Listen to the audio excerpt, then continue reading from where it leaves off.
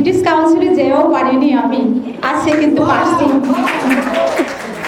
Sir English শিখতে পারছি, বলতে পারছি, জানতে পারছি, কিভাবে পড়বো, কিভাবে শেখা যাবে, কিভাবে আগানো যাবে, এই জন্য খুব ভালো লাগছে স্যার। যেটা সম্ভব হয়নি 10-12 বছরের মধ্যে, সেটা আজকে আমার। আপনি তো একবার ওয়ার্কশপে জয়েন করেছিলেন গতবার আমাদের এক ওয়ার্কশপে, তা আবার কেন জয়েন করলেন?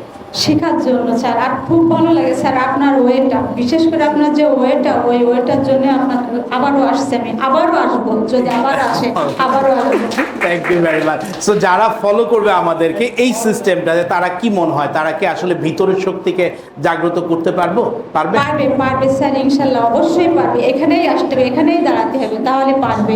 আর পারবে স্যার, পারবে ইনশাআল্লাহ। সবাই পারবে স্যার। এখানে যারা আসছেন এবং যারা আসেননি তারাও আসবেন, আসেন, দেখেন, পারবেন, এখানেই পারবেন, এখানেই সম্ভব। যেটা ব্রিটিশ কাউন্সিলে যেও পারিনি আমি, আজকে কিন্তু পারছি।